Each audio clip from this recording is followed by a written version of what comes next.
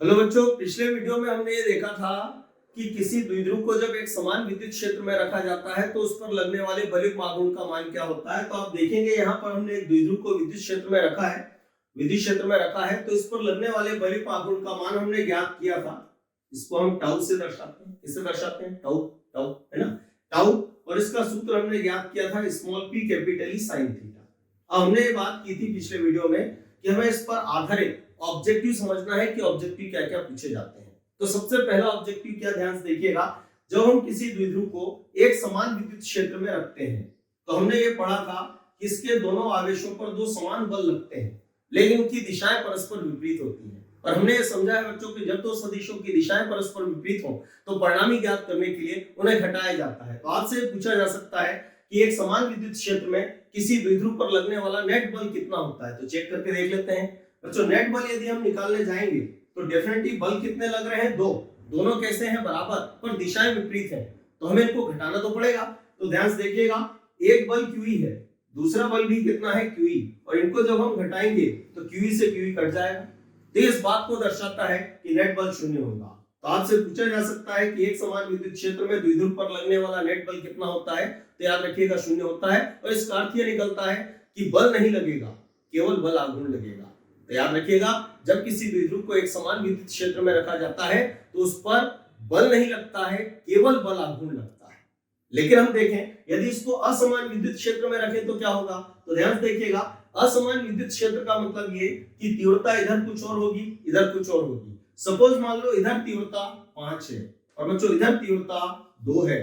तो ध्यान से देखिएगा, इस आवेश पर जो बल लगेगा, चूंकि इधर तीव्रता 5 है तो E की जगह 5 आएगा, तो यहाँ लगने वाला बल 5Q हो जाएगा।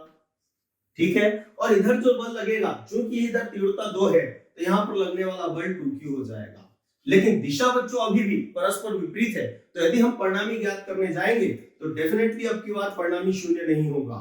हमें 5Q में से 2Q को घटाना होगा, मान आएगा 3Q। तो ये इस बात को दर्शाता है कि अब की बार बल भी लग रहा है। याद रखिएगा, जब भी किसी द्विध्रुव को असमान विद्युत क्षेत्र में रखा जाता है तो उस पर बल और बल आघूर्ण दोनों कार्य करते हैं। ठीक है। अब हम ये देखने जा रहे हैं अगला ऑब्जेक्टिव क्या होता है। तो आपसे पूछा जा सकता है कि जब भी किसी द्विध्रुव को एक समान विद्युत क्षेत्र में क्षेत्र की दिशा में रखा जाए, मतलब जिस दिशा में विद्युत क्षेत्र है उसी दिशा में रखा जाए, तो डेफिनेटली यदि ऐसा करेंगे, इसको यूं घुमाते हैं तो ये विद्युत क्षेत्र की दिशा में आ गया। लेकिन दिशा में जब आएगा तो आप देख रहे हैं कि ये बनने वाला कोण थीटा शून्य हो जाएगा। इस शून्य को हम यहाँ पर रखें बच्चों तो ये हो जाएगा sin 0। आपने पढ़ा होगा sin 0 का मान भी 0 होता है, वो इन दोनों को भी ले डूबेगा। तो लगने वाला जो बलिक आघूर्ण है वो कितना हो जाएगा? शून्य। तो इसका अर्थ क्या निकला बच्चों कि जब किसी द्विध्रुव को एक समान विद्युत क्षेत्र में क्षेत्र की दिशा में रखा जाता है, अर्थात थीटा का मान शून्य होता है, तो उस पर लगने वाला बलिक आघूर्ण भी शून्य होता है। बच्चों इसे हम साम्यावस्था कहते हैं, वो भी स्थायी। तो याद रखिएगा, इसे द्विध्रुव की स्थायी साम्यावस्था या संतुलन की अवस्था कहते हैं। अब हम देखने जा रहे हैं यदि हम इसको घुमाकर पूरा घुमा दें और उल्टा कर दें मतलब इधर प्लस क्यू, इधर माइनस क्यू आ जाए और इधर प्लस क्यू आ जाए। इसका अर्थ यह निकला हमने इसको 180 डिग्री घुमा दिया। बच्चों जब 180 डिग्री घुमाएंगे तो है तो ये भी साम्यावस्था, लेकिन ये स्थायी नहीं, अस्थायी है। अब देखें लगने वाला बलिक आघूर्ण कितना होगा। तो यदि हम यहाँ पर थीटा की जगह 180 डिग्री रखते हैं बच्चों, साइन 180 डिग्री का मान शून्य होता है, तो डेफिनेटली लगने वाले बलिक आघूर्ण का मान भी क्या हो जाएगा? शून्य हो जाएगा। लेकिन ये अस्थायी संतुलन की अवस्था है। अब यदि हम द्विध्रुव को यहां से घुमाकर यहां तक ले आए, मतलब इस स्थिति में ले आए, अरे तो फिर द्विध्रुव तो 90 डिग्री का कोण बना रहा है, और जब द्विध्रुव 90 डिग्री का कोण बनाएगा, रखें यहां पर, ये हो जाएगा sin 90 डिग्री। sin 90 डिग्री का मान 1 होता है बच्चों, बाकी बचेगा ये। तो याद रखिएगा, इसे बलिक आघूर्ण का अधिकतम मान कहते हैं, और ये इस बलिक आघूर्ण पर आधारित कुछ ऑब्जेक्टिव होते हैं। अब जो हम अगला क्वेश्चन स्टार्ट करें उससे पहले हमें कुछ प्रक्रियाएं समझना है। बच्चों आपने सुना होगा या 11th में पढ़ा होगा कि गणित की एक संक्रिया होती है जिसे समाकलन कहते हैं।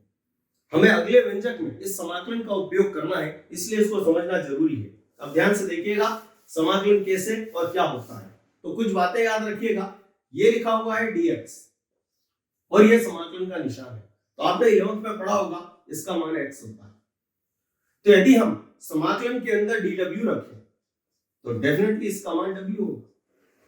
ये पहली बात। दूसरा, आपने 11th में पढ़ा होगा कि साइन थीटा का यदि हम समाकलन करें तो इसका मान माइनस कॉस थीटा होता है। ठीक है, तो अब इसको पढ़े तो पहले तो इसको पढ़ना सीखें। तो इसको हम पढ़ते हैं साइन थीटा का थीटा के सापेक्ष समाकलन, और याद रखिएगा समाकलन माइनस कॉस थीटा होता है। ठीक है बच्चों, तो ये बातें याद रखिएगा, ये अगले व्यंजक में हमारे काम में आएंगी। एक बात और मैं आपको बता दूं कि जब भी किसी वस्तु को हम घुमाते हैं तो घुमाने में कार्य करना पड़ता है। वो जो किया गया कार्य है वो बल गुणित विस्थापन नहीं होता है।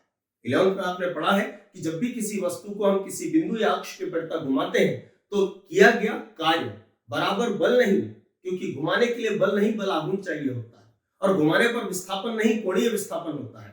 तो इस बात को दर्शाता है कि घुमाने में किया गया कार्य बल आघूर्ण गुणित कोणीय विस्थापन होगा।